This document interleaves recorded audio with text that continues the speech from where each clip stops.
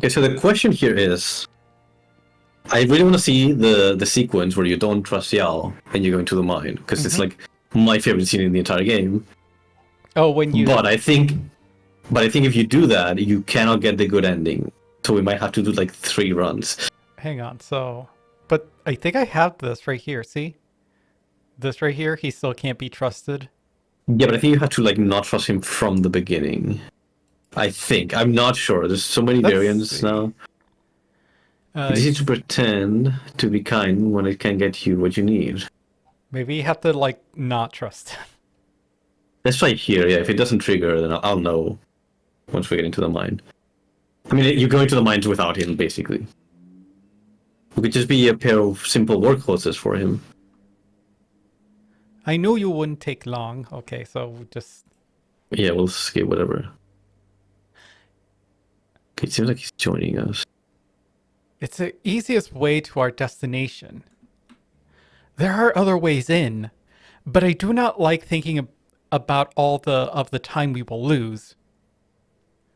Nik holds my paw.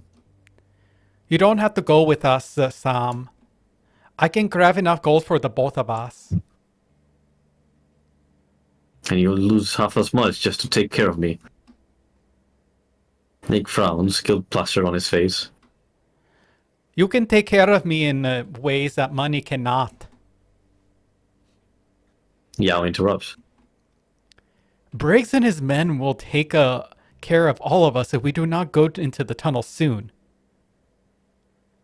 We both know that, yeah.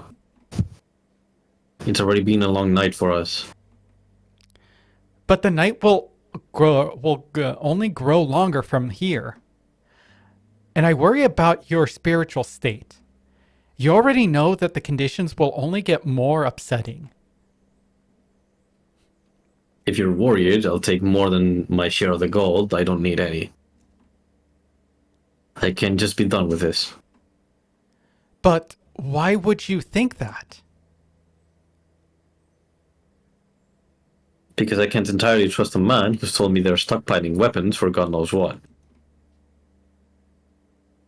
But past experience, you know the one. But we jerked off together. Isn't that enough? Is that not enough for you, Sam? Apparently not. Do you not think I would have hurt you already if I meant to? I didn't say there was much rationality in it.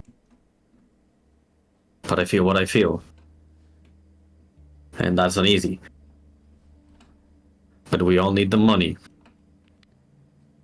And I've done worse for money. Have you, Sam? Is having sex like worse than than what you're doing now for money? We go back to staring at the boulders. I'll go Yeah, let's keep here. first. All right. Offer the hand at the same time. Oh. I take only Nick's hands, and it's more than enough to leave me higher. That's so petty. Yeah, retracts his a little bit outer, letting it dangle by his side, but he doesn't let it linger. Oh, poor Yao.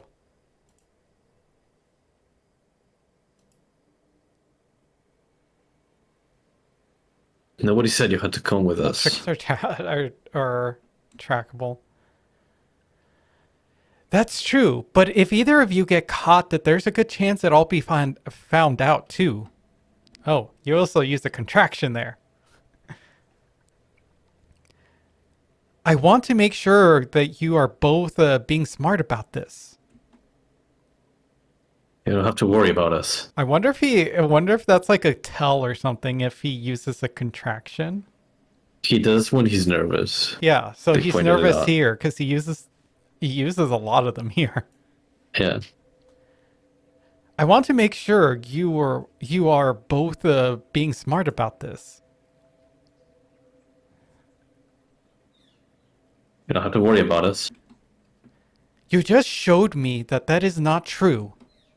You cannot draw attention to yourself while carrying this kind of money. There's enough sense between the two of us that we won't let anyone discover the gold. I do not have any assurances of that, old friend. He looks at me again. Hey, hey, hey. Don't go looking at me that way. If we parted ways right here, right now, how would you assure me that you won't get caught and won't turn me in? Trust. I need something better. How about the fact that you are right here, right now? You are here right now when I had plenty of chances to do away with you while you slept. That's extreme, Yao. We live in extreme times, my friend. I have been nothing but helpful. For 3 times the amount of gold ore. Let me guess. It's a safe place you want us to keep these sacks before we burst out of town. Did you not want to say your goodbyes? Of course we need a place to hide the ore. All in one place? It would be easier to watch. The tiger looks to me, then to Nik. He seems aware now that Nik is looking at him now the same way I had been looking at him before. His expression hardens. I see now. If the both of you want eyes only for your share, then I will not object or interfere. But you must hide your goal sufficiently, even if you do not know where that is. Or even if I do not know where that is. My enemies already gave me enough to worry about. He looks at Nik. I do not want to worry about my friends too. Listen, Yao. What, Nikolai? We all just want to be rid of these minds. We never thought such a life could be possible, and emotions are running high. But who do you have to thank for that? It's you. Of course it is me. The tiger exhales. Listen, I forgive your friends' assumptions about me, and I will overlook the fact that you seem to be buying into said assumptions. But my point remains. We are not yet out. He shakes his head. We cannot lose our wits at a critical turning point. The tiger adjusts the ropes on his sack of ore and shifts his weight. I am going to pick out my hiding spot now. I will not spy on where you choose to pick it. Wait, so they're hiding the gold right now? What? I assume the part that he extracted. Hmm. I think they've already extracted it. Yeah. I think this might not be it either, but we'll see. I think he has to not be here for the scene to change. There's a way to make him not be here. That's weird. Yeah. Hang on. Look, keep going forward. No, I was just like, what exactly were they trying? How did you children training? Consider goodbye. Don't remind me. Oh, when they were talking about like, oh yeah, we should. And then hunting the ore. No, they should like write in style, like, oh, they should flaunt their wealth. Okay, so I crawl out. Shit. Samuel? Fuck. He's on the other side. Oh, there you go. Okay. He gets blocked in. Okay, yes, it's me. Are you both safe? Yes, we're just stuck over here.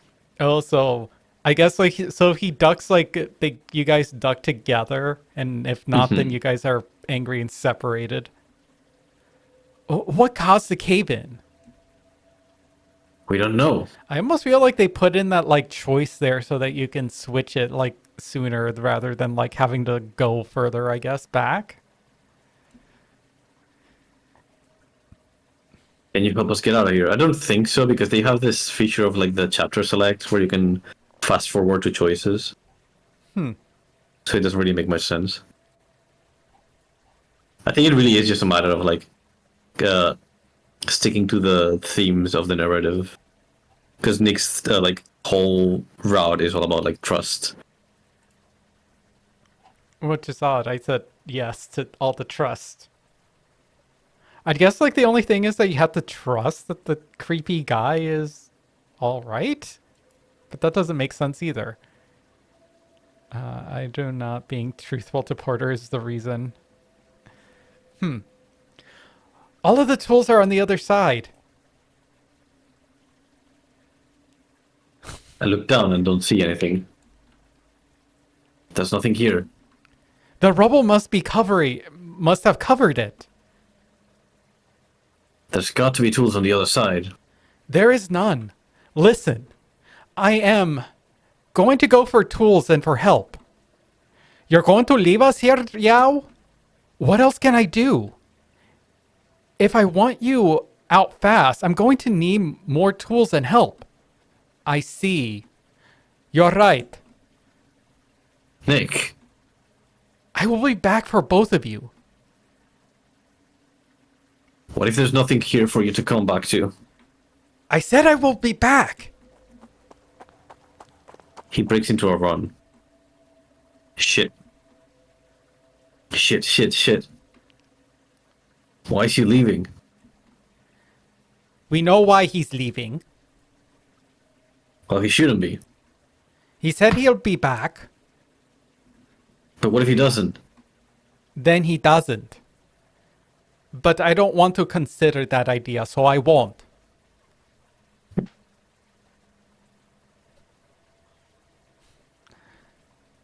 Okay. And they show up.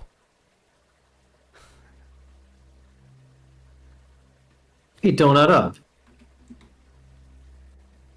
We're the only ones who signed up for night shift.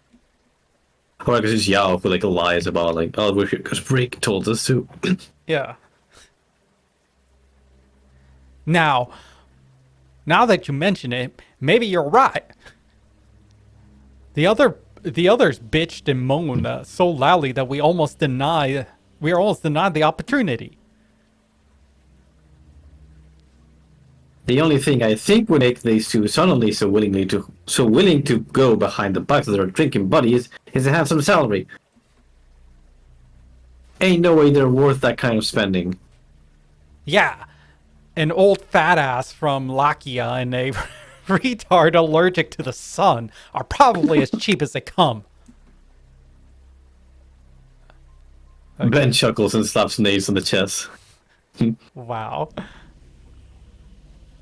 I thought Nate was okay. Yeah, no. Like an asshole, but okay, nope.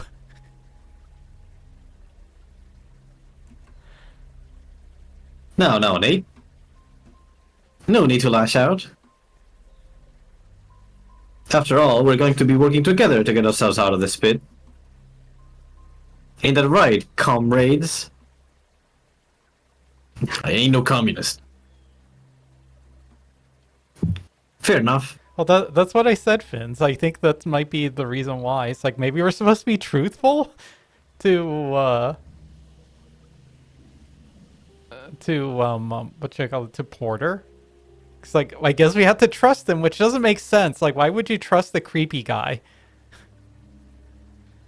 The second Yao choice was added later, similar to something in Blank's route that was changed shortly after the writer changed there. Is that Cliff? Is that Cliff's route?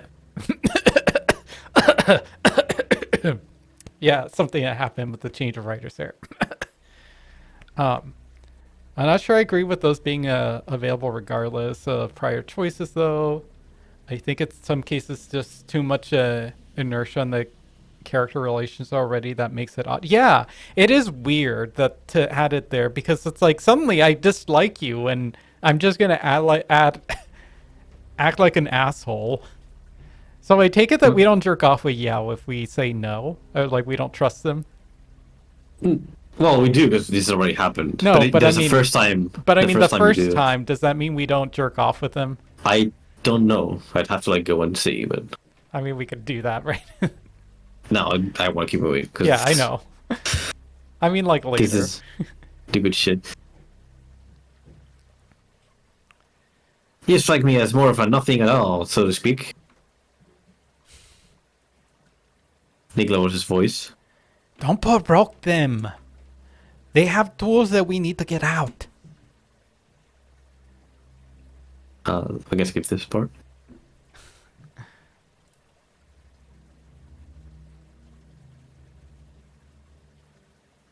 It's simple. I thought the albino, and here I thought the albino was dumb. You have disrespected us long enough. If you want to know the way out, lend us your tools and we'll help us dig. The dog drops a pickaxe in the air and grabs it by the handle. Why don't you all come down here and take one? I watch Nik climb down slowly to where the bird and the dog are settled. I noticed the liquid on the ground that Nate was complaining about. The liquid that Ben said was groundwater. It does look like blood to me. There's a shine to it and a deep, rich red. The kind you only see in iron. But if it's blood, was it a death or just an injury? Maybe somebody's down there beneath the rubble. I mean, if they're under rubble, they're probably dead. I have a feeling, though, that Ben will never let us look. Nik holds out his paw to the dog. Give me the pickaxe. What Nik wasn't paying attention to, however, was the bird circling behind him. Nik! But it was too late. The bird put his hands on Nik's cap and pulled it off of his head. Remember how you pushed me against the wall when I took this before?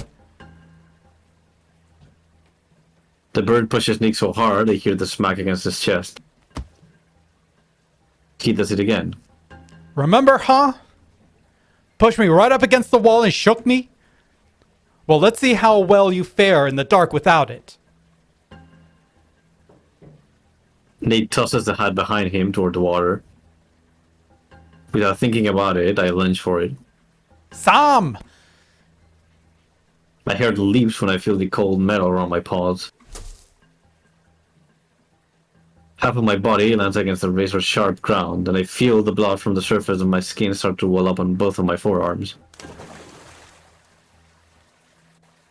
The rest of my body lands in the cold, dark water. One of my hands still holds Nick's cap, while the other is wrapped around the stalagmite. I try to pull myself out of the river, but the current is stronger than expected. If it weren't for the rock that I was holding, I would have already been sucked under the current. A sudden sting assaults my knuckles. I'm completely lost as to where such terrible pain would be coming from. The bird is throwing rocks at me. I don't remember this. Yeah, He's Sam laughing. went to catch Nick's cap. It's a horrible, annoying kind of laugh. The kind that is high, one-note repetition. That's so sellies of him. I don't know. Almost like a bleeding, with the sound of sleepy self-satisfaction. That's pretty on point. Stop! Oh, grow up hair. It's the idiot's own fault jumping. He'd be pretty good in the circus, you know. I hear the whiz by my ear and splash behind me. That one seemed to miss, but it seemed like it was aiming for my face. If one of this in my eye could blind me. You'll kill him! A little water never killed nobody. Just look at the guy. He's more than strong enough to swim.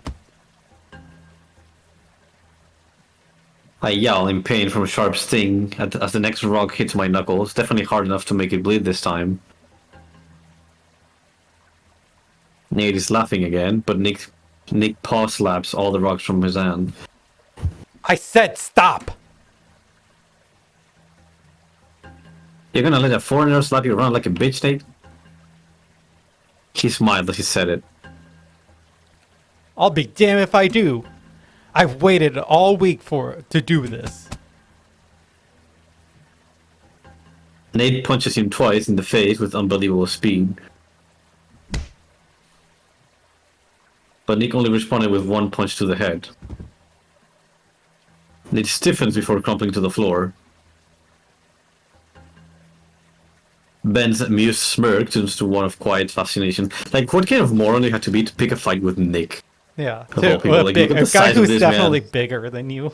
Yeah, that's like, he's gonna, like, kill you with a punch. Oh, sorry, I skipped that line. Nik doesn't bother to look and comes rushing to me, pulling me out of the river. He holds me in a tight embrace, flinging the helmet to the side as he holds me. Don't ever do anything like that again. I pick up the cap and place it on his head. Caught it. I smile at him and he starts to laugh. Then the laughter turned into quiet tears and dry up fast. We hear a low whistle from Ben. Well, I'll be damned. You really do pack a powerful punch. Maybe he'll remember it next time he throws rocks at somebody. Maybe he will in hell. Man's dead. Nik rose from his knees, staring at the dog, wobbling just a bit. No, he's not. I only punched him.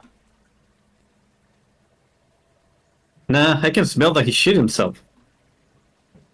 And he ain't got a pulse. Shut up. Nik ran over to the man and leaned over him. I followed, still sore, looking down. He was twitching, with his eyes rolled up in his head. I've seen dead things move before. And this was pretty close to what it usually looked like. He held the man's wrist on his own hand, shaking, slapping the bird's chest to rouse him. But nothing worked. Terror and remorse flooded his eyes. I didn't mean to. Sam, I thought he was going to kill you. I know. I don't think Nate's meant to kill me. I don't know about that. Yeah. But it is very possible that he could have. He didn't know how strong those rapids were. Nik, on the other hand, was the one who killed. And nobody present would deny that. Oh, hey. Now they got something in common.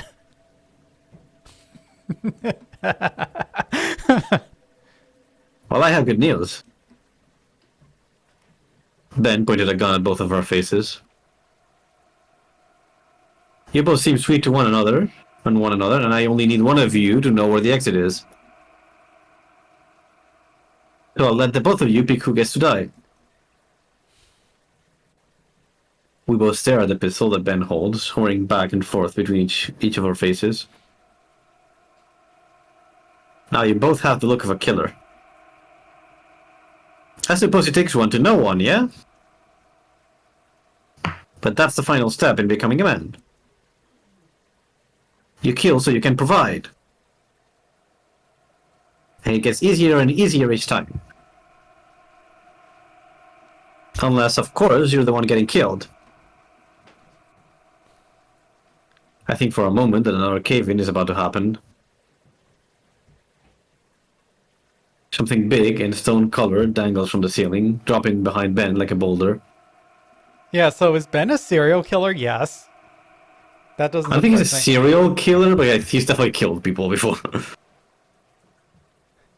It's only when I see the legs extend that I realize it looks like a belly. We both stare at it. The thousands of socketless eyes stare back.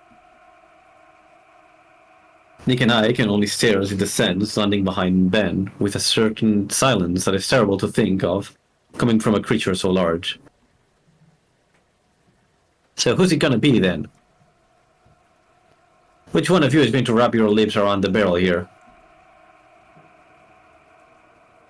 The mouth of the spider's bag all open and close at different times.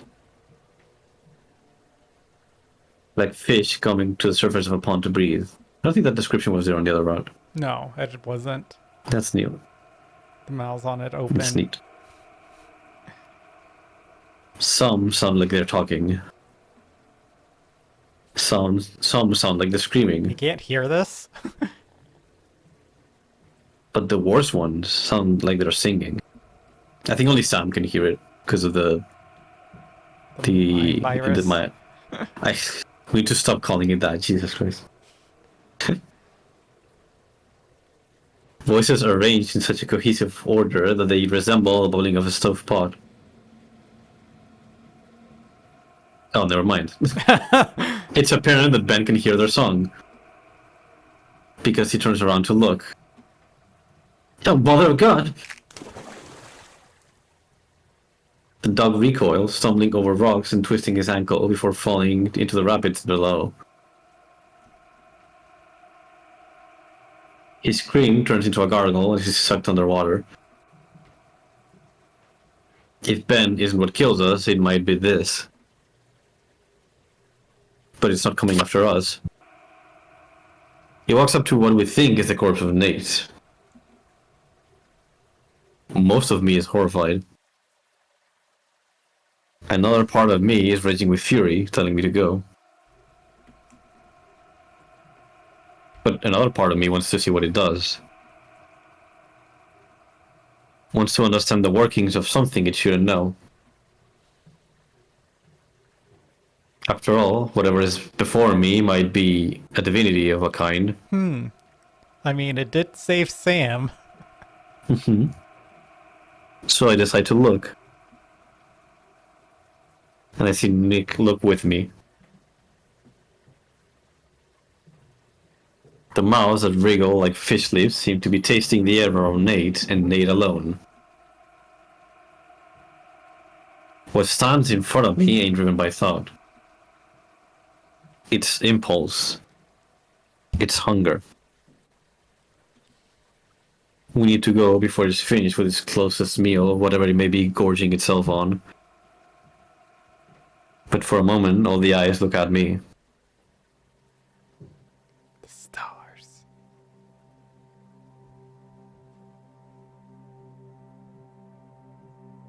And I say like the other eyes too. No, the stars look like they're like pairs of eyes. Yeah, I was just gonna say they appear in pairs. That's interesting. I just noticed that.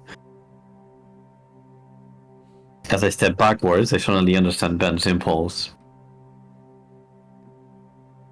I don't give a damn if there are rocks or drops into the river water behind us. My eyes are glued to the thing in front of us. All I can think about is wanting to get away, wanting to see but those lights.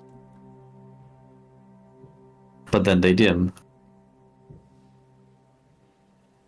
That monster spider that crouched over Nate's body like a fallen angel had disappeared, as if it never was here. And now we're in the dark once again.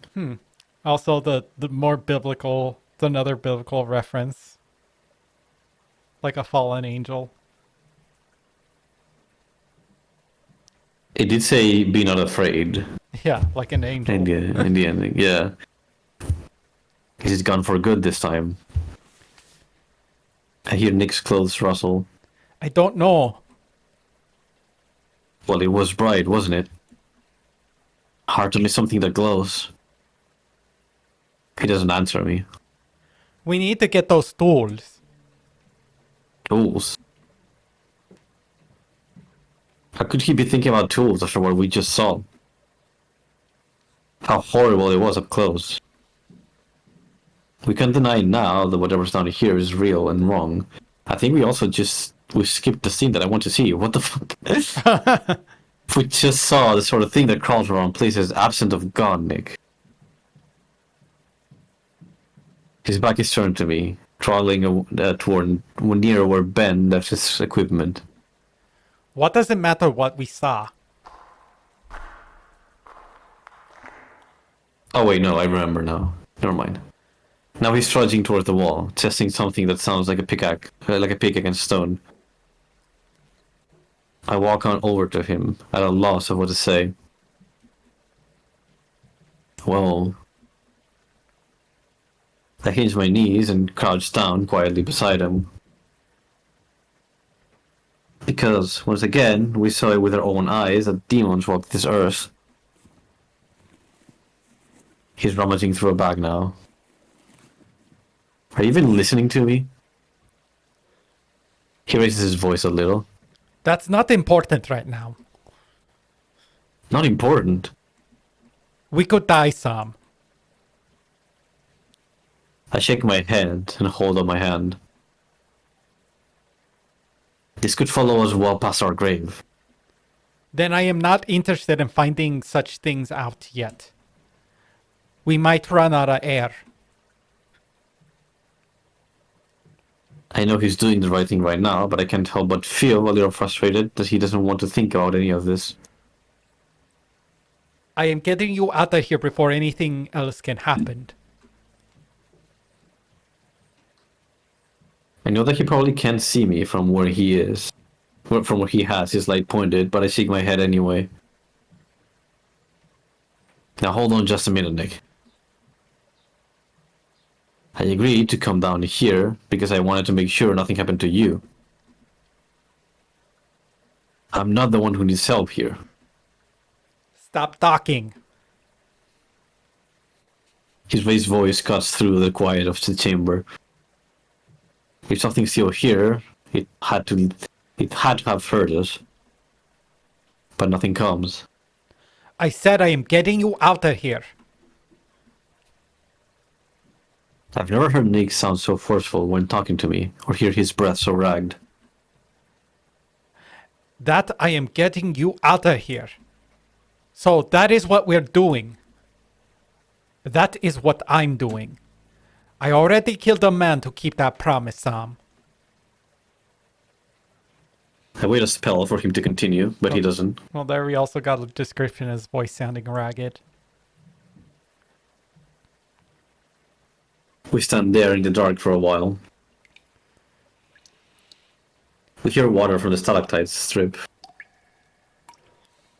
Nothing else but that and running water, and the sound of our own breathing. I killed the man too, Nick. Nick, my favorite. My lips go dry. And it was the worst thing that had ever happened to me. He curses. But not at me.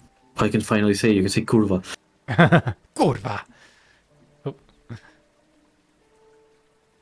I can tell he was looking for dynamite. I hope you're alright. As alright as you can be. I hear Nick exhale. You think I never thought of it? I pause. Thought of what? Nikolai lets his paws droop to his sides. Doing things Paul speaks of about doing freely. Hurting people who hurt my friends so that we can prosper. There's an edge in his voice.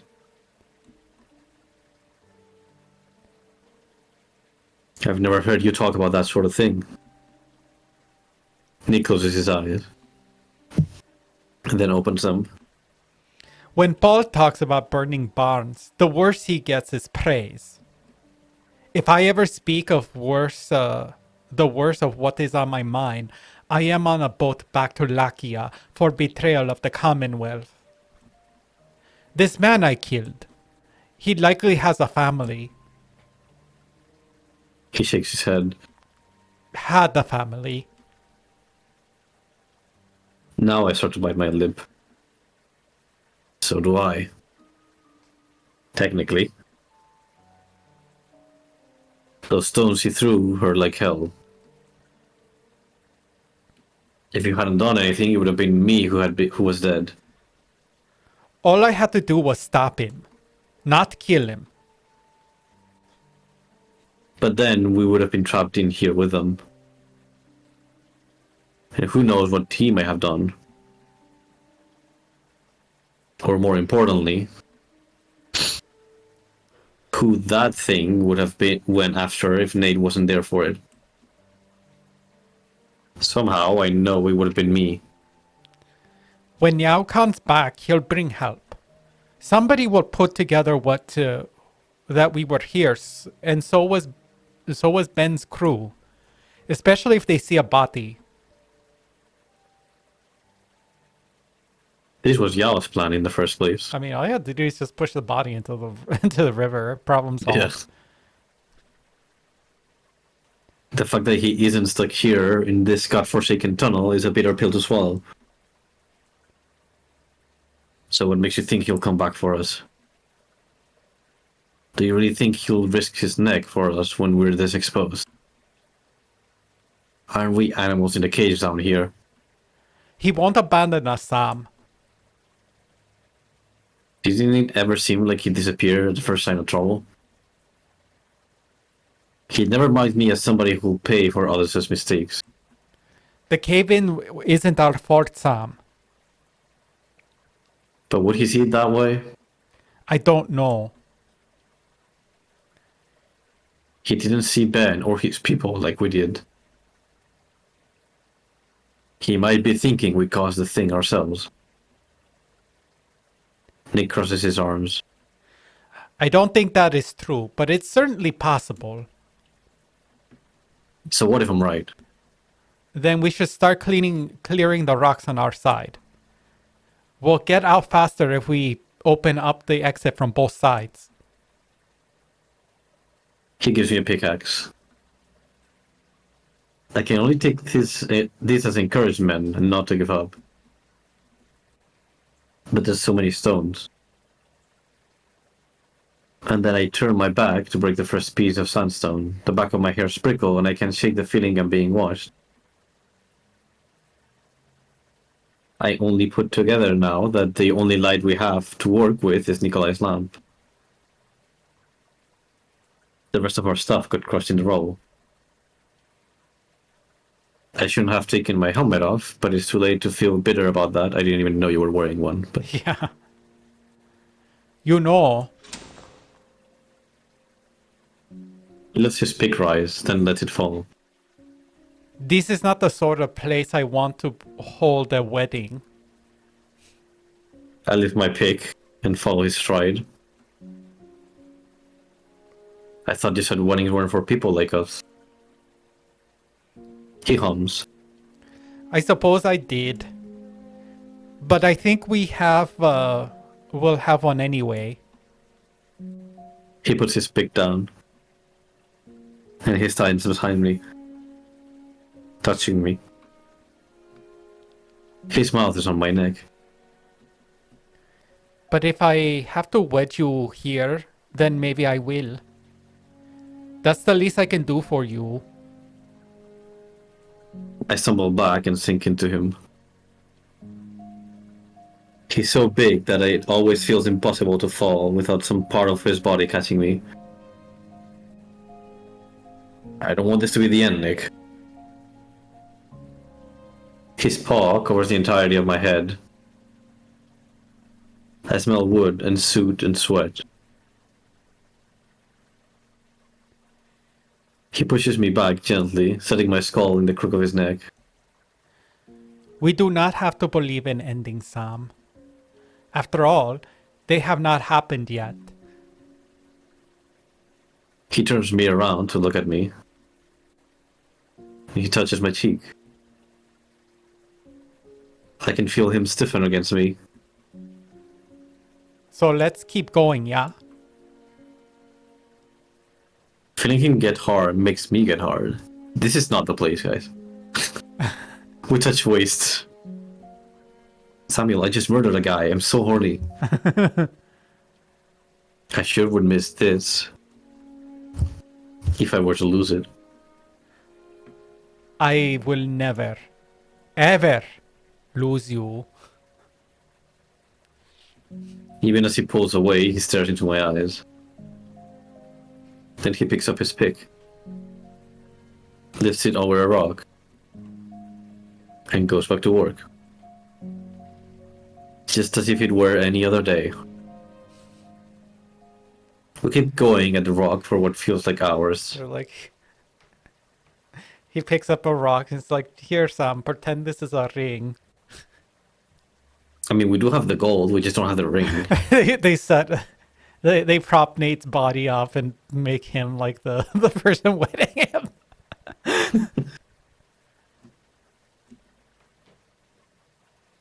I don't see any end to the piles of rock in front of us, but I don't want to give up hope. Oh god, if this is the thing that gets me to like get the good ending, it's like, oh, no polycule ending, that's for sinners.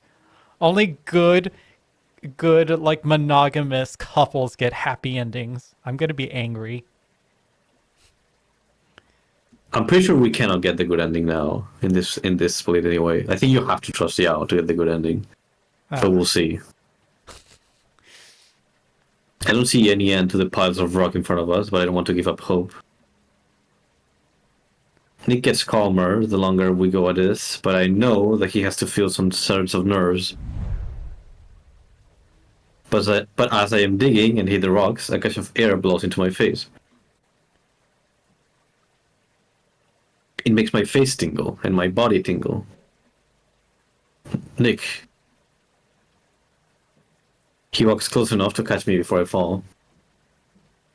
The big badger curses under his breath. Kurva, you've done enough. Let's sit you here.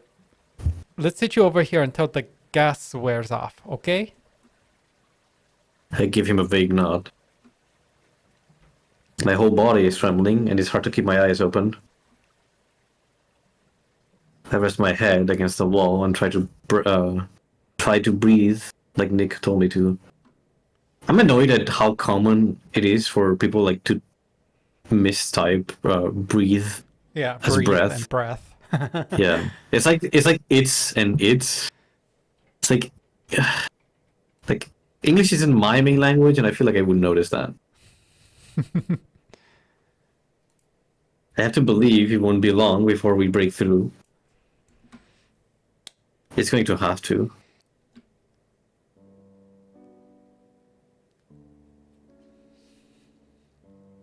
You'll enjoy this part. Oh, so this is a different version of the self-talking. Also, it's Robert's theme. Yeah. Is Robert here?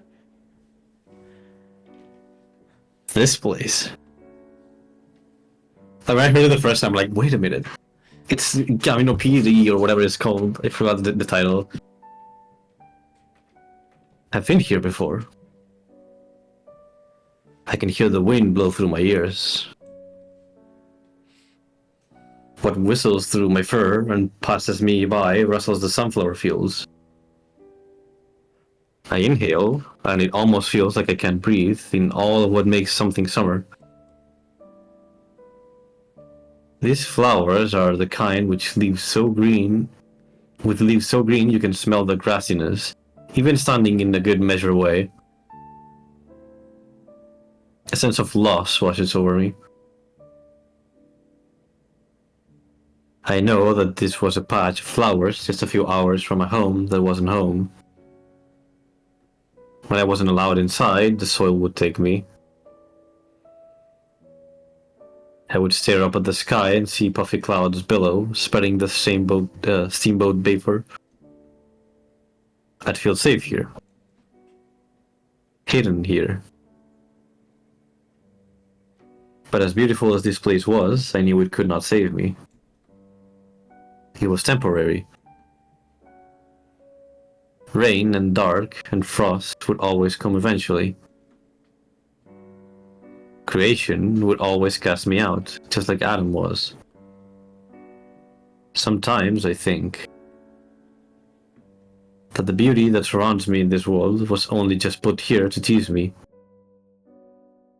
To give me a taste of paradise. Just enough to miss it when it's taken. Beauty is the only gift that I have. Even though I know I am an oddity in my beauty. But flowers wilt when fall comes. Clouds burst when the water turns into air. People in the prettiest of pictures wearing the finest of clothes get old. Get sick.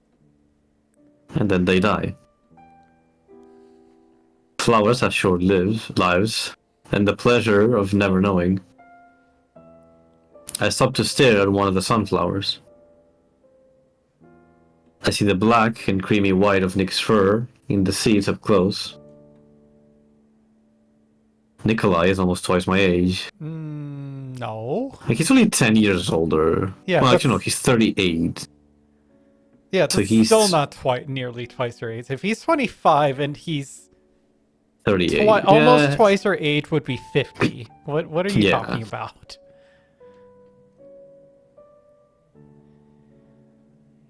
Even if I do spend the rest of his days with him, I'll probably be around a whole lot longer. I have to wonder if he sees me like a flower. Even if we both get out of this town intact and alive, eventually he'll be long gone before he sees me wilt. Unless I get sick and he watches me waste away first. I know he just wants somebody to hold. He'll be very cross if my bones become brittle. Yeah, Sam, you're a whore. You're the furthest thing from a flower. But he did say, like, oh, I'm kind of beautiful because, like, you know, he's white. Yeah, he has the White beauty. privilege. Yeah.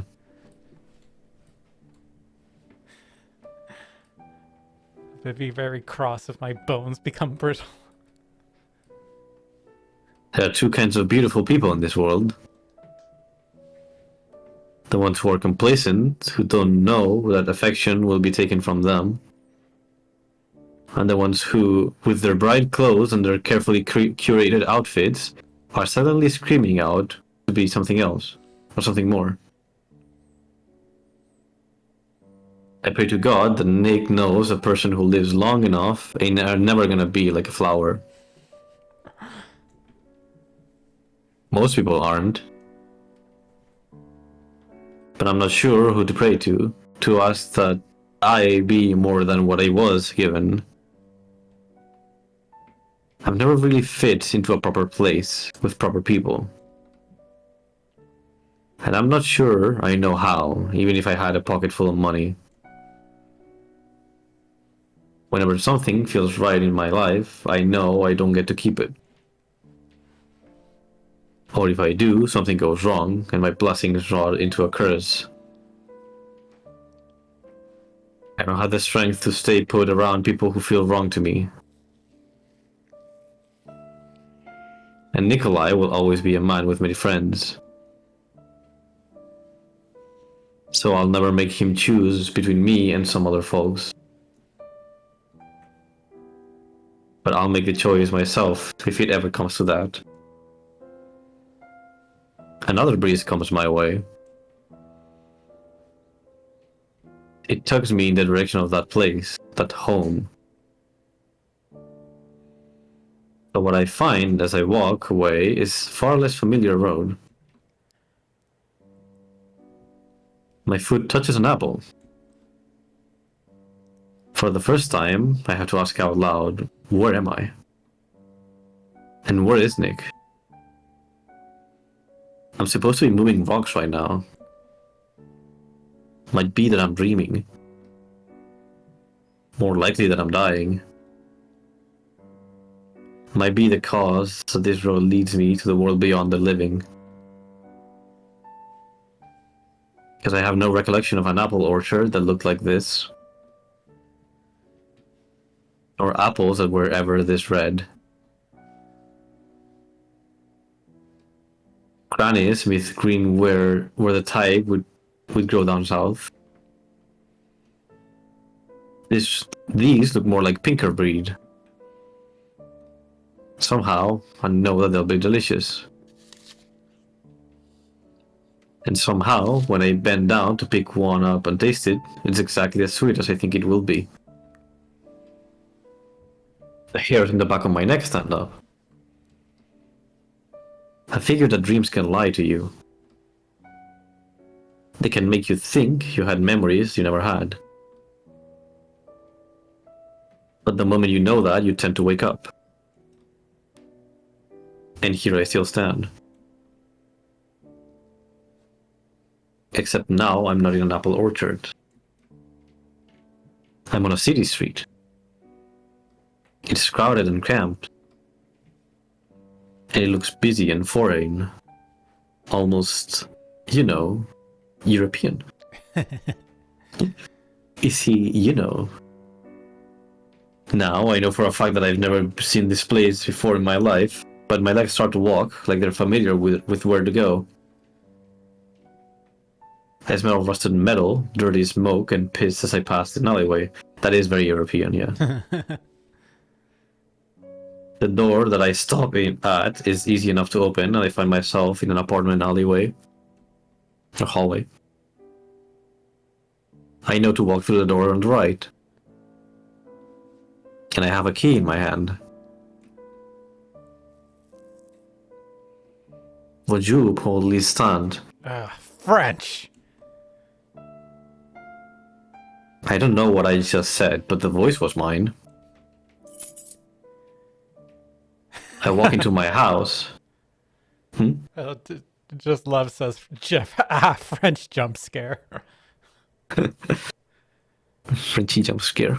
You don't like French? I walk into my house, and I put things on the table that I shouldn't know is there.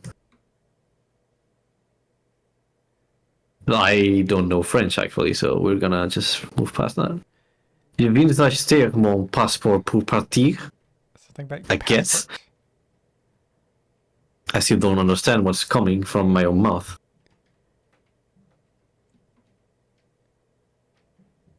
Everything about this experience tells me that this is a dream. But there are too many elements to it that feel too much like being awake. My legs take me through another doorway.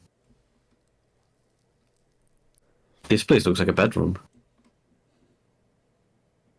I see some men's clothing scattered on the floor. Whoever this place belongs to, either he doesn't care too much for clothing or he isn't well off. Soon, a drowsiness takes me. I find myself climbing onto the bed, as if following the motions of what is this foreign man controlling my body wants to do. Hell, I don't even know if this is my body. The hum was my first language, foreign language in school. My parents said actually considerably better than in English still. Yeah, jokes with what I love is learning it and liking it.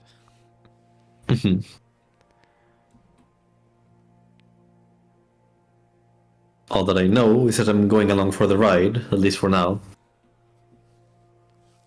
Sometimes it feels like I have the power to look around or stand. When nothing I do will let me move. My head is stuck, staring. My head is stuck, staring straight into the closet at the foot of the bed. At first, I just think it's a doll, or maybe some kind of acting prop. And then it rises. Something in that closet is staring back at me. But I can't move around to see what it is. I think it might be a home intruder, with weird-looking glasses. But then the rims of those glasses look like they blink. What the hell is that? And why can't I get up? Be quiet. Whatever's in the closet is talking to me, in perhaps the strangest voice I've ever heard. I can only describe it as hearing a voice that sounds familiar at first, like it belongs to a coworker or a neighbor you see every day. But the longer you think about it, upon reflection, it certainly belongs to a stranger. Not this FNAF 4 bullshit. Oh, you're gonna love this scene. Should I just read this person? This is the voice in Sam's head. I mean, did you want me to voice it so you're not just reading by yourself? Yeah. I said be quiet. You may want to use the radio static one filter you had. That could be neat. I seem to remember that that's how they described the voice. Now that I think about it. I said be quiet. There you go. Close enough. I don't know what this thing is talking about. I didn't even say anything. Yet still, you are loud. Hiding with me is in your interest. I get a better look at what's talking to me in the closet. First, it looks almost like me. It has the silhouette of a puma, but smaller, with my eyes. I always assume that this is what Sam sees in the other like red flashback where he's like jerking himself off Yeah. in the attic. Yeah. But the longer I look at it, it changes. Now it's a rat. This time, an older woman. But then it changes again. This time, quickly, it shifts between several different men or different sizes and species. And then again, it shifts between some children. And then, for less than a second, I think it looks like Nik. Stop this. The thing borrows his voice. I guess you could do Nik's voice. At least as close as it can get.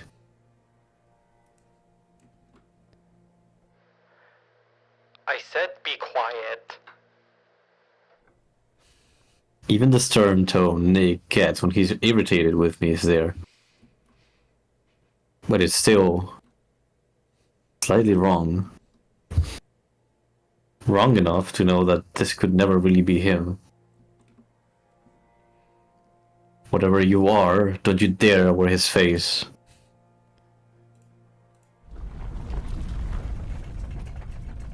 I feel the entire apartment shake.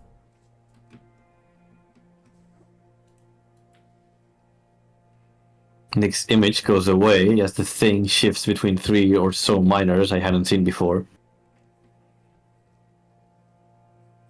For a moment, he looks like a panda. It's somebody I haven't seen for weeks. If you yell at me as a loved one and as yourself, then maybe...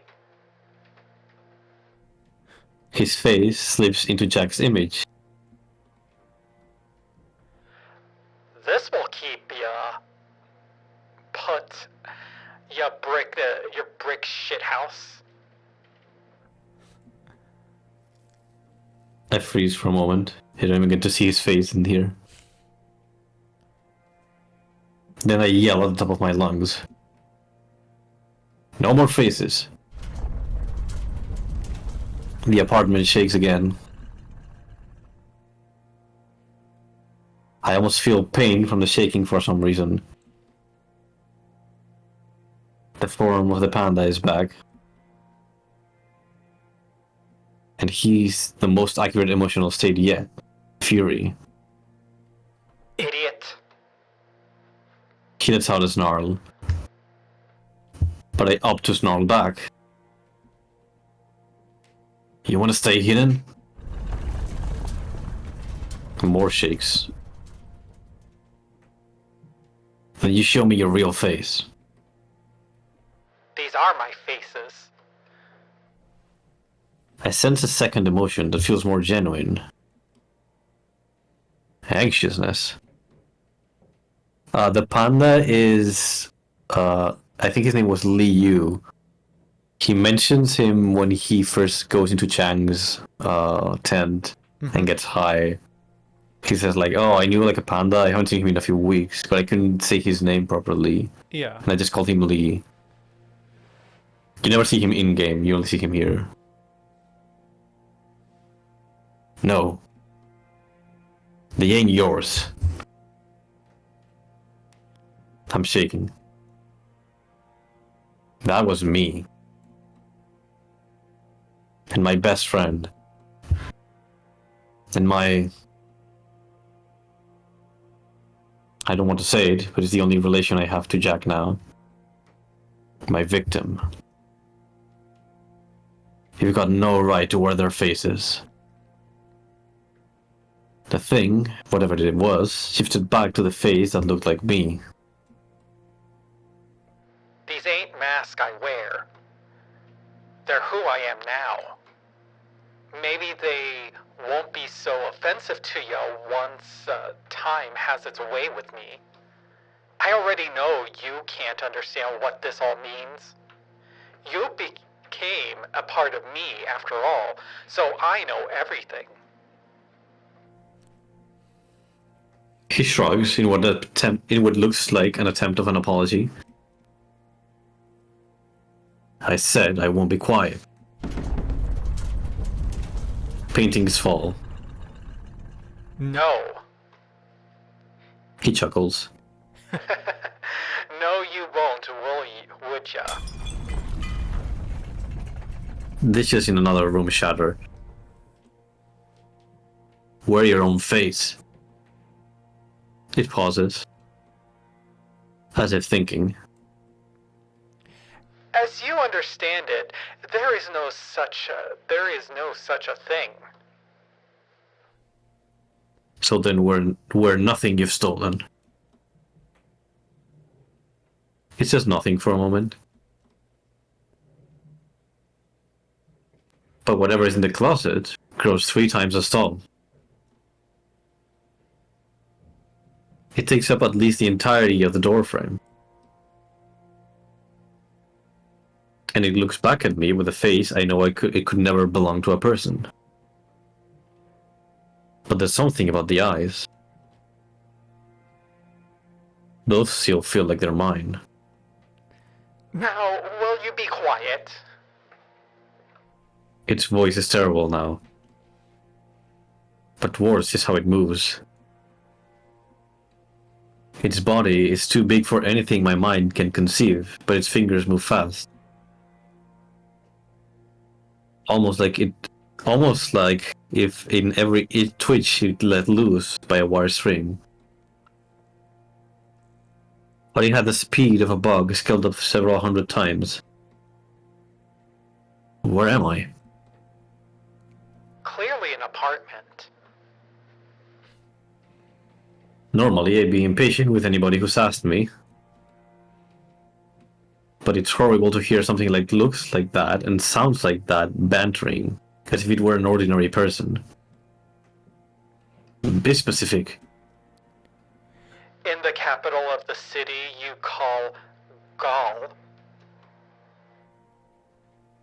The country you call Gaul. Oh, the country. Yeah. I shake my head. There's no way we're in Gaul. Gaul is half a way across the planet, over the ocean. Gaul is France, by the way. And it's the fake name for France. I'm in Saguaro County, USC. Your body, perhaps. But this is, in every way, Gaul, to the best of his memories. I arch my eyebrow at that. Whose memory? You know whose. I didn't know Jack was Gaulish.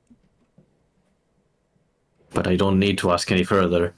Of course. It all makes sense. He's a filthy, filthy French guy. He was European. See? Oh, is this the socket man? No. Yeah. Also, wood. So this is... Yes, so this is the... What you call the mind virus. This is like the socket man. And like in its, I guess, quote-unquote original shape. Though it does say like, oh, we don't have a proper face that you can identify, but this is like, I guess what you would see me as. It will become more obvious in a bit. But this is essentially what will like become Socket Man. It's weird that they give it sort of like Flynn's body structure, but it's not quite right. Like it could this could also be Flynn. Yeah, but I like that if you look at the face, the nose hole looks like what would be the mouth later on. If you think about it, like in Socket Man proportions, you'll notice in a second. There's a couple more CGs now. then why am I here? I mean, yeah, I also would this thing. I think the face is weirdly kind of cute. It Like, it's is. not that scary, but I can't. Like, I mean, obviously, it's like it's scary in the context of the scene, right? But like, his It's scary, like in the Joker kind of way. Like yeah. he's up to no good, but like, and he would probably kill you, but it's still mischievous. Well, he's never actually really killed anyone. No, but no, he does. He does. He does jump ship to avoid being killed. So the thing is, like this, like you say, is like kind of a parasite, like a mind virus, but he can like jump ship to avoid being Which killed. is weird because like, why doesn't that never made any sense to me? Why doesn't it have like a preservation mechanism? We only ever see that in like Chase and like Leo's route, where it like But it assumes control does. to run away. Yeah, but it does though, because we killed Jack, and before we killed Jack, or right after we killed Jack, he jumps to Samuel. Yeah. No, I'm talking about like the bodies he controls. He doesn't seem to have like a super vested interest in always like preserving them as much as he probably could. Why would he? If he can just jump to another body whenever. It seems like there are people who have like are more susceptible to like paranormal stuff in general. Because he says like, oh, like I guess something about the place we're at, like it's making things well, work I guess like better. the only time we actually do see him super control Chase is when there is no one to jump into if Chase were to Yeah. die, and that's I mean, I guess he in could the jump to mine. Brian. That would No, be but funny. Brian's getting killed by the Danica spider, presumably. Hmm. So there's like nowhere for him to run, and he'd be trapped in the mines too. See, that one scene is always weird because it mentions a creature that I always interpreted as it being this like the Socket Man from like a different timeline because it's described the exact same way, but it is on Chase in that moment. I don't think it was the spider because I think Chase would probably see it as the spider as well, considering it's this thing that's looking at it, and Chase has like arachnophobia probably because this thing is possessing it, and this thing fears the spider. But the way that it's described always was like a heart-shaped face, which kind of tracks with this creature. Especially in a second, like there's gonna be like another CG soon, but it will be more. Hmm. And I always assume like there's like just kind of like different snapshots of the timeline of this creature, of like how it morphs around and how it changes shape between like this default face he has. This, assuming that this is like its original form, even though it says like, oh, my face is not something that would make sense to you, but it is kind of like how it presents itself. It also like morphs Flynn, and we're going to see like in a second also a different form Hmm. that kind of reminded me of that like heart-shaped creature. Because this thing also is red. Like the red And ugly creature in the corner. yes, actually, yes, I wanted to bring that up. I was waiting for this scene when Chase is dying. I assume this creature like jumps ship as well, and So he can see it in the corner, like laughing at him. so the red thing is the mind virus's actual Yeah, form. it was either this or the Socket Man, like later down the timeline with Flynn already, like as he does watch some of the like the tragedies in Echo and stuff. But it's either the Socket Man or what I find more interesting, this thing. Because I think if he said the Socket Man, he probably would say like, "Oh, it's the creature from the car chase," because it had already attacked them. Yeah. But this thing is different enough where it would make sense. They called it like a red creature laughing at me from the corner. It sounds like it would be this thing jumping from his body, like out of his body, kind of like it did in the bathroom scene, to presumably, I guess, possess Leo because he's the only one around. But Yeah. I just always wonders, like, does that mean Leo's infected the mind virus now? mm-hmm. In that timeline, I guess. I wonder what the Tulpa would think. Of course, the Tulpa will also be mad that he has this like life-size chase doll, partially Leo will gently used. Yeah, Leo will always see Chase in his dreams now because this thing can just turn into Chase and then they can fuck. You should know why it's important to hide. Being a faggot. Something we can't get rid of wants to find us. It's acting like it wants to help me. But nothing that moves like that in nature that has ever been good news. If I were to compare this thing to a spider, it doesn't move like a tarantula. It moves more like a black widow. Something that you shouldn't get close to. We can be safe here. At least until it passes. We feel the foundation shake again. Until what passes? It smiles and hisses softly. Then it starts to shake, like a rubber wheel on a spoke, moving so fast that it loses its shape. And it looks like me again. You know, the hunger. He knows me well, after all. You're saying this thing really is God? The thing that sort of looks like me shrugs and uses my most annoying grin. Might as well be to poor bastards like us, huh? I shake my head. If you really are me, then you should know what I think about this. The thing vibrates again. Maybe you'd think differently if you knew what I was, than what I knew. Doesn't matter though, does it? At the end of the day, we both just have to hide from it, don't we? We can put up with each other for that, can't we? I know that wasn't a question. I shake my head. And what's the point of hiding in that thing really is God? Omnipotency always wins in the end.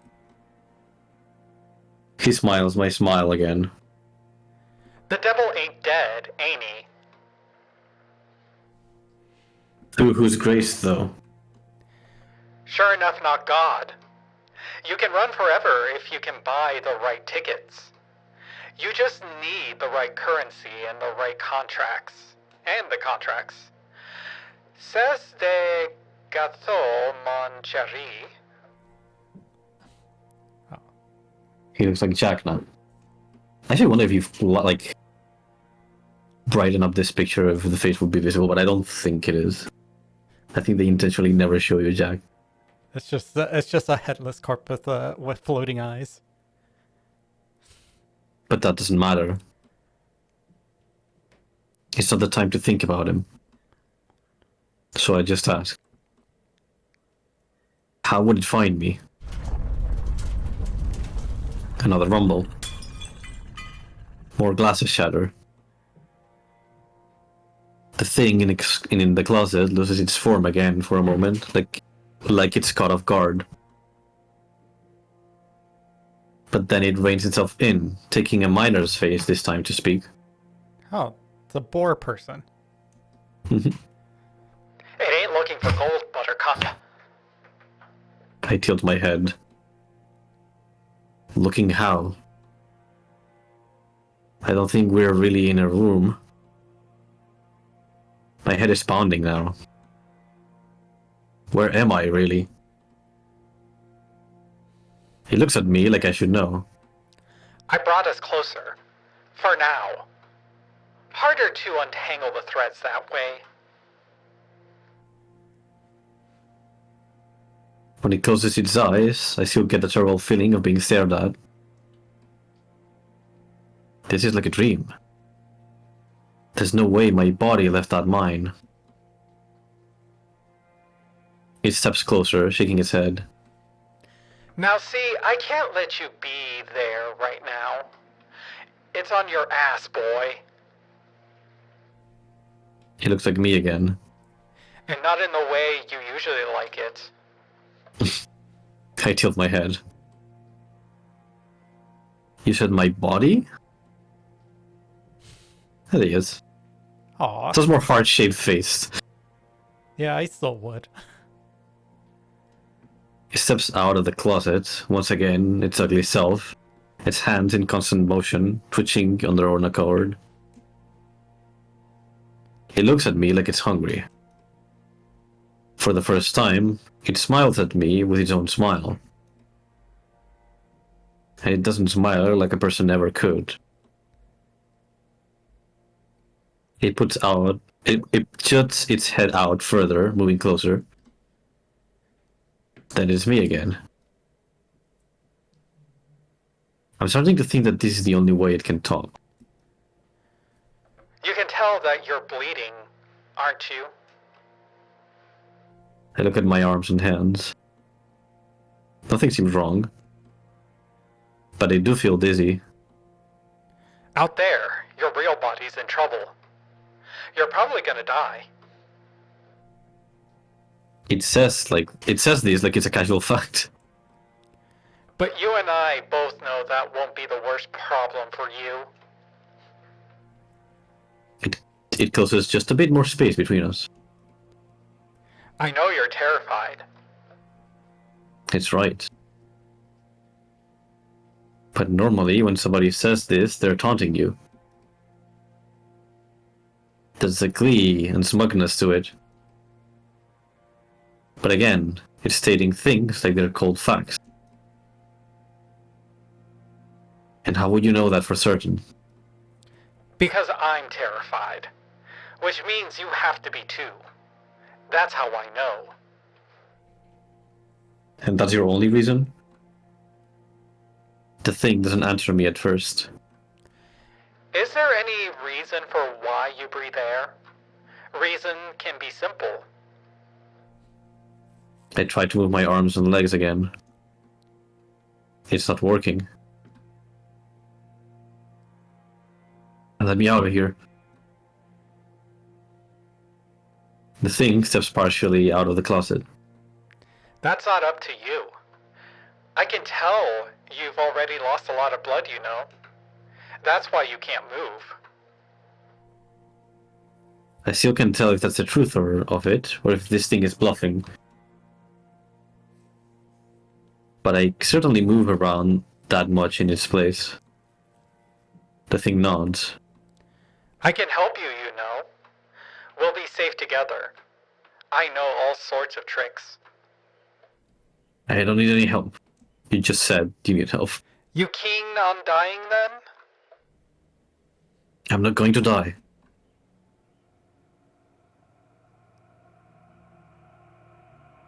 Ah, there we go. The thing smiles wider and its proportions change.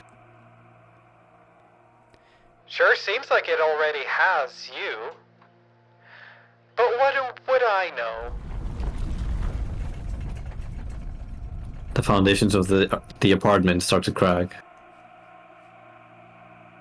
The creature walks towards me, leaving the boundaries of the closet at last. You're as stubborn as always. Hell, it might even be fun to watch you die. The entire head is getting bigger now, like the size and shape of a kite. You know, if it finds you, you'll be made to sing. Its whole body is at the foot of the bed now. My voice ain't the sweetest. And I can only watch it start to drag the bed into the closet. But suffering is the sweetest kind of song. The foot of the bed is bending unnaturally into the closet, like it's melting. You'll want to die before it's all over, so I don't really recommend it. And how is something like you supposed to help me? You're already hindering me, keeping me here in this horrible place.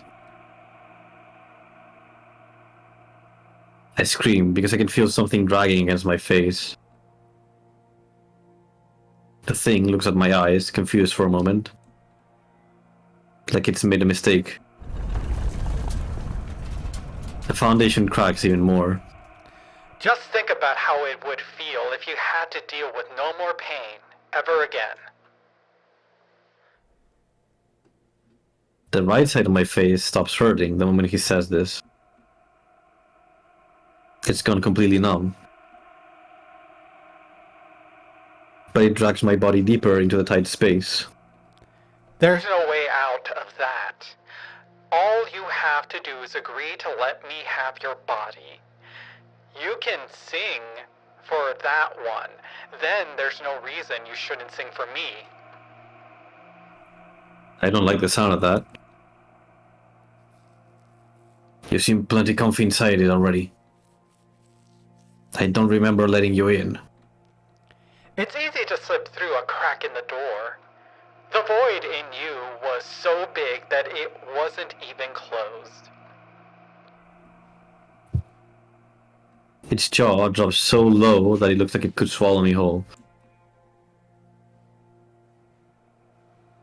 But it still has to look somewhat like me to keep talking. You let me in.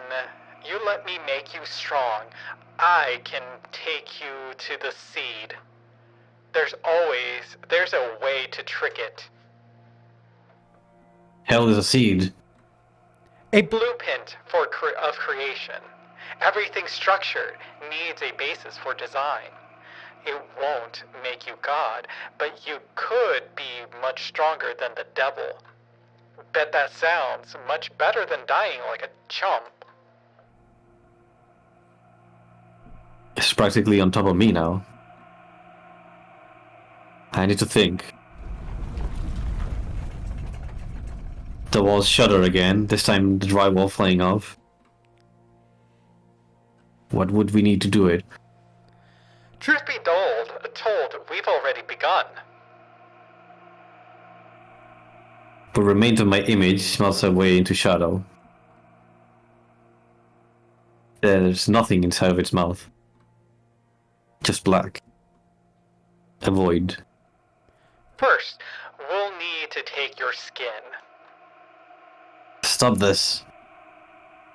And let me wake up. Do what you're told. This is your last chance for salvation. Salvation? How is it saving me? It starts to devour the bottom of my soles. My feet feel like burning. This is like a war fetish scene. Because it is the only way. The only way for me? Or the only way for you? No more. If I'm not dead yet, then what is it looking for? It's almost like you're just trying to save yourself. I hear the most terrible noise in my life as the foundations of the house come apart. I'm no longer in an apartment in Gaul. I'm in a void, in a series of tunnels that look like they've been stitched together by threads of light. The spider is above me again, belly pale and terrible and bigger than it's ever been. It's upon the creature in the closet. The limbs of the spider shift into gaping mouths, monstrous in appearance. Not quite identical, but similar to the one thing in front of me. I try not to look, but I can't help but stare. They're ripping it apart. And as the parts of its body are devoured by a drooling, fanged mouth, I feel the worst pain I've ever felt in my entire life on the right side of my face. I open my eyelids, shaking on the bottom of the floor of the cave. I can move my body and feel everything. I stare up directly into an eye.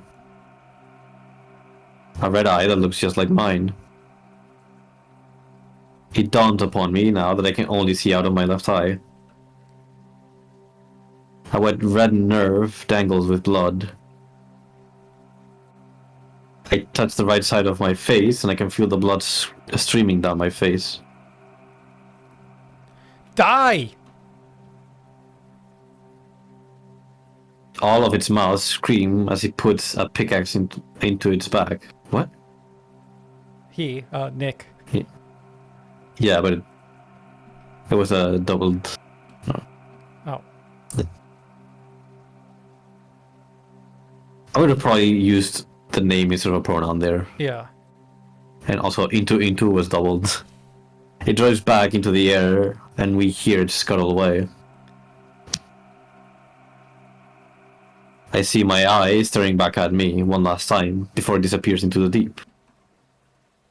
I want it back. I'm too shocked to even cry. And Nik is tearing cloth. I think we can stop here for today, though. The horrible timeline where he gets like an eyeball removed. So this reminds me of like Boulder's Gate, where it's like, oh, time to try to take the worm out of your brain. It's like involves removing your eye to get to your brain. That is essentially what they did. Yeah. The Danica spider just ate the mind virus. It had to pull the eye apart. Had to pull his eye out to do it. Well, they do say that eyes are a window to the soul. And that thing is like attached to or like possessing you, so it makes kind of sense. Oh, is that why you thought you said that I would probably love this scene? Because the mind virus gets eaten. No, it was because of the song, because of Robert's theme. Oh. Initially, but also I do like the closet scene a lot with it. Yeah, that was actually really cool and well done. They had a lot of like variants for it of how it like shapeshifts and turns. It's interesting because I would have guessed that those were like its past victims, but but it's also wearing like Nick's face and probably other people's faces that it couldn't have have possessed. That was my only gripe with it, that I feel like it thematically feels strange. Like, I get that it can just shapeshift into whatever the fuck it wants, but also it feels weird thematically, like, oh, this is the thing that like will eventually possess Chase and Flynn, and it also came, like, the reveal here is like more concrete reveal that it came from Jack. Yeah. And it came from France, of all phrases. With Jack, presumably. Which also kind of ties with the whole idea of, like, there are more minds like these all over the world. That is also kind of, like, explored in Glory Hounds in a tangential way. Yeah. But also, like, yeah, the way that it shapeshifts, like, towards the end as well, when it's, like, opening its mouth, and you can see the skin peel away, and it, like, reverts more into, like, the creature's form, and it has more of a heart-shaped face. Although I wonder what it was trying to do though with Sam there. Like, it was trying to take control, like full control out of him. I think it was trying to turn him into like the Socket Man the same way it did for Flynn, because it said like, oh, we're gonna have to peel your skin first, which is kind of what happens to Flynn, because he burns and the skin burns away. Because presumably with that he can like time travel or whatever to escape the spider. Or I thought maybe that it was gonna do is like essentially throw Sam into its grasp and sort of like assume his identity. Like it's gonna like have it eat Sam's soul and his mind instead of eating him, the mind virus, so then he gets to like puppeteer Sam's body without also Sam. Yeah, that could be possible too. But I think it makes more sense knowing that it's mostly the comment about the peeling the skin away. Yeah. Although I guess technically if you do eat the soul, you're like, I guess, puppeteering the skin in a sort of metaphorical way. Interesting. But I do really like that scene a lot, because while generally horror tends to work better if you leave it as a mystery, I do like the I guess reveal of what this creature looks like and what it like can do. Yeah. And also just like that conversation in general is really interesting, because it does tell you. It doesn't really say much, like in terms of it doesn't directly tell you, but you can infer things. Yeah, like once you know that, like, it's very quick, a very quick turnaround. But like once you know that Sam is getting attacked in the real world by the spider and is eating its eye out, and you go back to that scene, like it's very obvious what's happening. It's like, oh, the creature is like taking control of Sam and numbing him, kind of like he did with Chase, making him numb so he wouldn't like feel the pain of like losing an eye. I thought it The was more problem, I thought it was more like it was trying to numb him in terms of like trying to suppress his thoughts, like trying to like because he was trying to tell him to be quiet, like hey, yeah. like your thoughts are loud, it can hear your thoughts. I mean, there's many things going on at the same time because it's also like trying to protect itself. Because if the spider gets to Sam, it's also gonna eat it. Because this is why this creature fears the spider. Like every time the spider or like the character gets near the mine, like in Echo as well, it kind of like freaks out. And it's like, oh, you have to leave immediately, like run. Which makes me wonder why it doesn't just like why doesn't it ever just like oh you're going into the mines just assume control and like actually no I think I changed my mind I'm gonna walk in the Uh, other direction. I think that's the whole thing. Is like it can't really always do that necessarily. But also, there's that one scene where it's like the fake choice. Yeah, How we got the triple choice of like go deeper. But that one at that point, I think that it was was like a already taking desperate. control. Yeah, I think that at that point it's like oh shit no this is a desperate like no you're gonna go that way because that'll get us out quicker. I think it's more that he was trying to get to the bottom of the mine because in the bottom of the mine is where you can like leave the body and go into like the crystals and like portal itself out through the crystals into the future timeline where it possesses Sam again or whatever. Because it seemed like very very specific about going to the crystal chamber to leave Samuel there. Ah, Because if you notice, that's the same like it tells it oh go deeper yeah. because it wants Sam to go to the bottom of the mine. So it seems like the mind itself like allows it to sort of like control these powers, whatever they are, better. Like this is through like all supernatural stuff. But it seems like wherever you're closer to the mind, this thing can take control more easily. And it probably wanted to just leave so they would survive because the spider was chasing them. Yeah. And I don't think this is leading to the good ending. From what I recall, the good ending is when this creature leaves you. Like, I don't think we can get the good ending now. We'll see if we do. Actually, considering we haven't changed the choice of who. Yeah, we're probably gonna get the bad ending here as well. I mean, yeah, I mean that'll be fast because if we just hit skip and just bloop, okay, you're at the end. Yeah, but well, there's still some dialogue here that's gonna change. Well, we'll see with the next stream, but to get the good ending, as far as I know, you have to trust Yao, and then when you give names to Porter, you have to give him Nik, because Porter already knows that Nik is working with you, so it doesn't really endanger him in any way, because this is information that he already has. We said it was Ben, but Nik knew it wasn't Ben because Ben was on Briggs' side. And he knew that Ben was on Briggs' side, because Although- presumably he's also on Briggs' side. Though I'm not entirely sure how that like changes anything, but okay. Roll with It will make sense later. It will make sense when the National Guard arrives. It will make more sense. Huh, but like giving him any other option is also bad, even if it's the truth. Giving him Ben is the worst option. Is the problem. You can get the good ending by giving him any name except Ben. I think giving him Ben gives you the bad ending. Or at least the ending where like the town or like the mine burns with you in it. As far as I remember. God damn it, Ben. Yep. That's why I'm like, oh, Ben is such a bait, and you fell for it. Yeah, From the very beginning. Well, I'm like, oh. I'm pretty sure I even acknowledged that. I'm like, I feel like this is obviously you're supposed to like. It would be the smart thing to do is to give him someone else's name that you could throw under the bus. But I feel like that was going to be the bad option. That somehow this is going to come back and bite you.